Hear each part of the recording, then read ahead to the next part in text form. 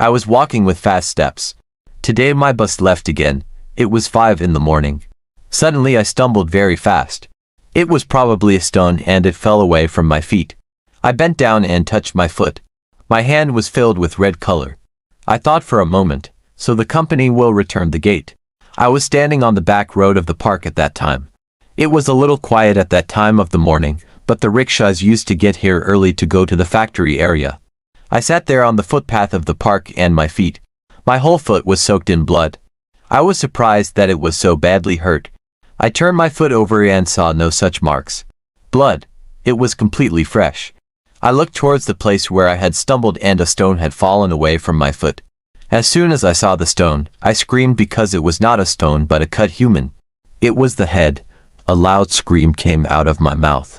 It was still dark. There was no one else on the road. I don't know why I was so scared. At first I thought of going near the head and then the police. Thinking about it, I became indifferent and ran away from there. I ran for about 10 minutes.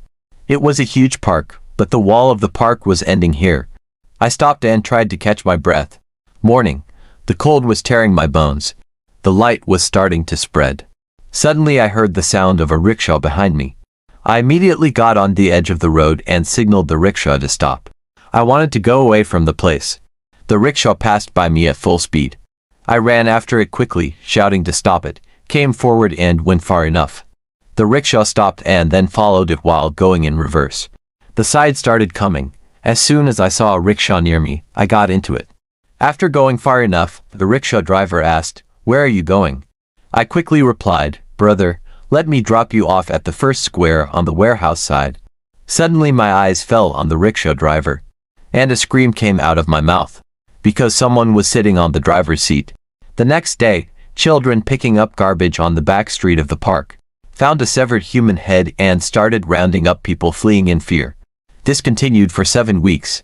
Every Tuesday there was a severed head. In a short while, the police had reached there. Inspector Mubasher looked at the park with concern, and then his eyes were missing as usual towards this severed head. Eddie.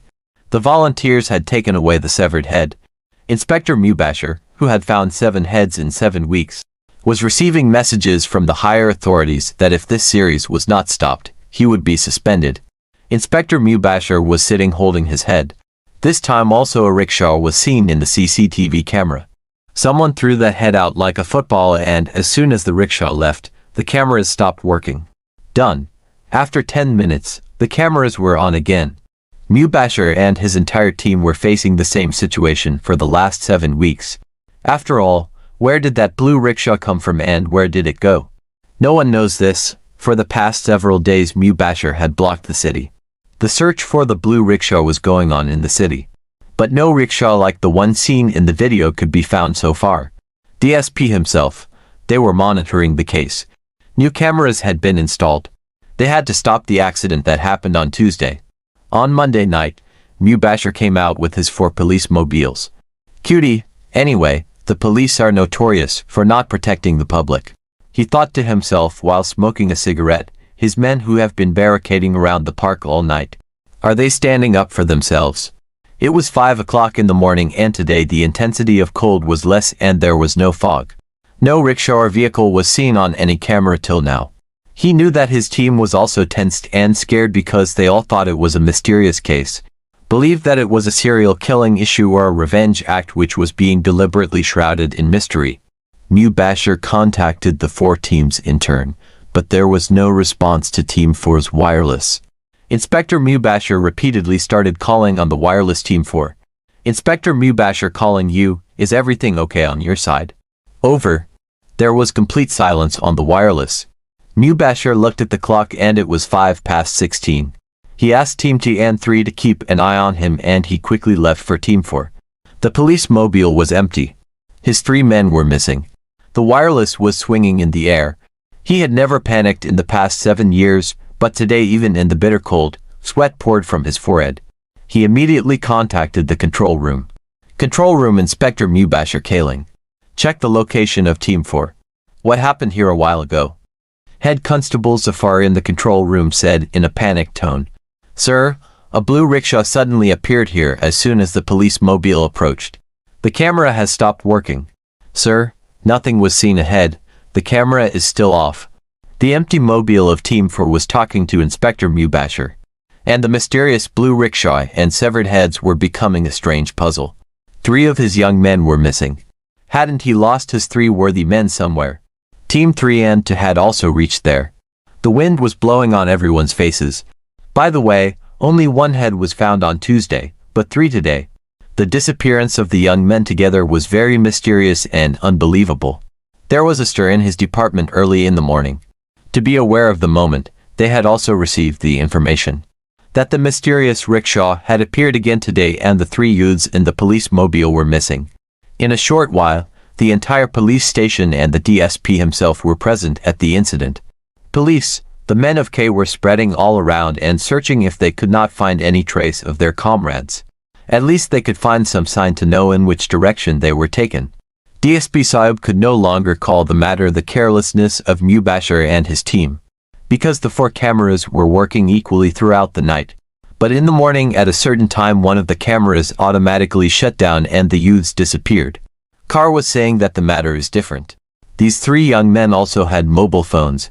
When their location was checked, they were disappearing from the place where the mobile was standing. DSP Sir with confused eyes. He looked at Mubasher. Suddenly Mubasher's eyes fell on the swings in the park and he felt that there was someone there. He quickly signaled the young men and jumped over the iron wall of the park and quickly ran towards the swing. Inspector Haris, Asajamshed and Constable White were sitting in the swing. All of them were looking up. He had sincerely prayed that these 3 innocent young people would be fine. As soon as he felt the hope of life, he immediately took them and ran to the hospital because the ambulance was not waiting. As soon as the police team left the park, the beheaded man who was hiding behind the tree came out and threw the head in his hand on the back side of the park. The birds sitting on the trees were scared, made a noise from. There was a strange chaos in the hospital. The 3 policemen were found unharmed and unmarked. They were only unconscious, but their condition was as if they were in a coma. If even one of them regains consciousness, it would be known who comes in this rickshaw. And where do those severed heads come from and where are their bodies made of these heads till now? Mubasher asked the doctor that is how long can the boys of the team regain consciousness? Said the doctor, they can't say anything. The same ominous information was found from behind. Another head has been found on the garbage. This time, instead of being thrown from the rickshaw, the scene was recorded. That someone had thrown the severed head from inside the park. He ordered strict security for the 3 youths.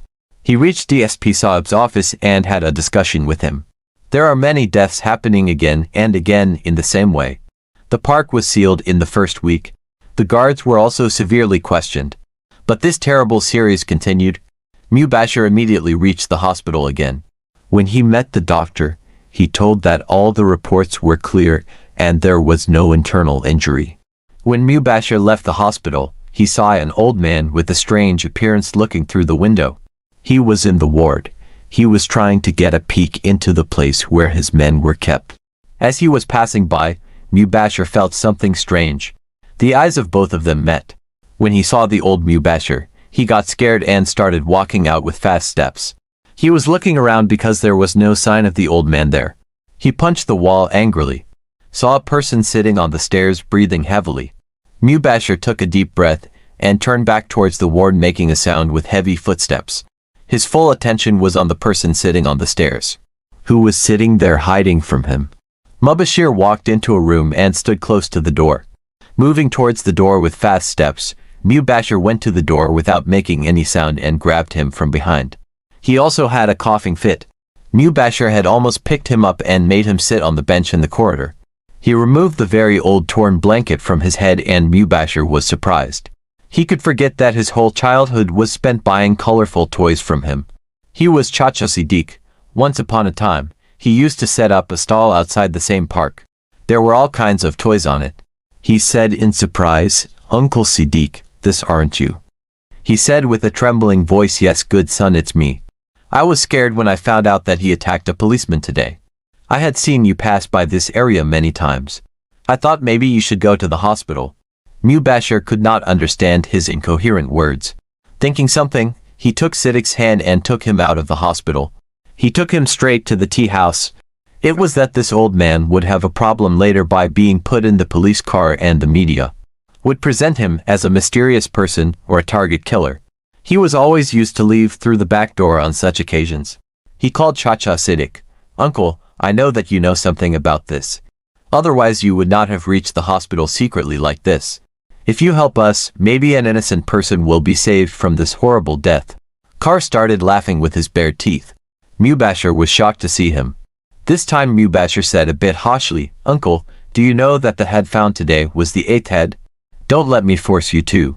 The police should be made a guest." Amazingly, Uncle Siddiq, hearing this, stared at Mubashir with his wrinkled eyes and said, "Apart from this, what else do you policemen do?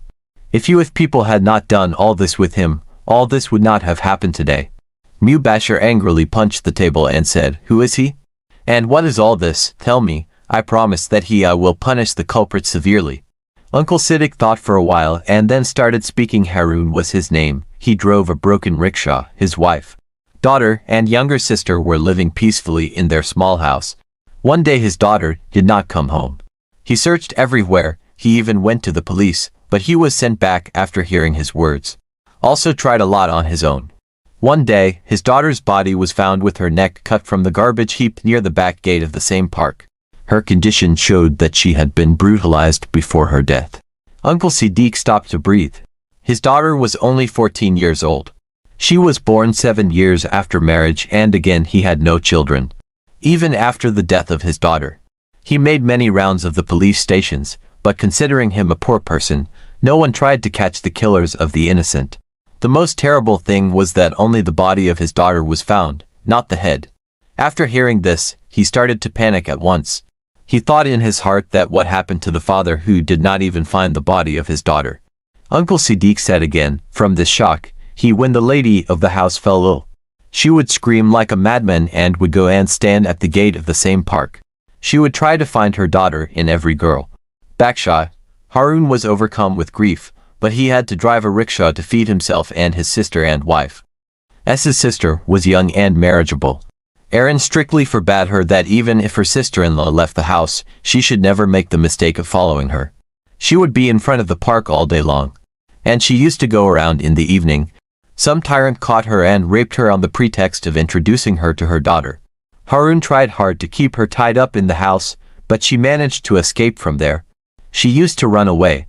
Then when Harun found out that his crazy wife was pregnant, he screamed and cried. Found lying on the garbage, the reason of his death was this abuse. When he took the funeral of his crazy wife, he was completely stoned. Now he kept his young sister locked in the house with a lock from outside. He used to go to work himself. When some young men of his neighborhood saw this situation, one day they took advantage of his absence. His sister's name was Sonia. If she told anything, they would kill her brother. She kept silent and endured the cruelty. Her friends told her friends, and the violence continued. One of these boys was also the son of the imam of the mosque. One day Harun returned home in a hurry due to his sudden illness. As soon as he opened the door and entered the house, his senses stopped working after seeing the scene in front of him. The rest of the boys managed to run away, but the boy of Imam Masjid got hold of him. He was rescued with great difficulty. Imam Masjid made this a problem of his ego. It seemed to him that he was watching an old movie. The same person was abused again and again. Sadiq stopped to take a breath and said, "Some papers were found." The cleric's son swore in front of the people of the area and said that he had seen Harun. After learning some black knowledge, tore the pages of the holy book and burned them and threw them out. His house was attacked. It was even said that he was found committing immoral acts with his sister after the death of his wife. After beating him, he was killed first. His head and torso were separated and then his body was burnt. Even saying this, the old Siddiq started crying with hiccups. He should not be burnt, but he was the only non-Muslim in this locality. No one felt mercy. And a few of his companions also remained silent after seeing all this. Later, we carried his dead body to the forest. An unknown person was buried in the middle of the grave. Now, I don't know what happened after 12 years. He has returned to take his revenge on all of them. A trickle of sweat was coming out of his shirt and going to his collar. Uncle Siddiq put his hand on his shoulder and said, "Gaidu will not sit down from China until he finishes all of them." He was finished by the mob and now he will do the same and only select those people. He is killing those who were involved in the cruelty at that time. Uncle got up and walked to one side with the help of his stick. Mubashir was startled from sleep and shouted, "Uncle, what happened to his sister Sonia?" "Uncle." He stopped and turned and said, "The Malvi forced her to become a Muslim and married her. After some time, we found out that she had run away."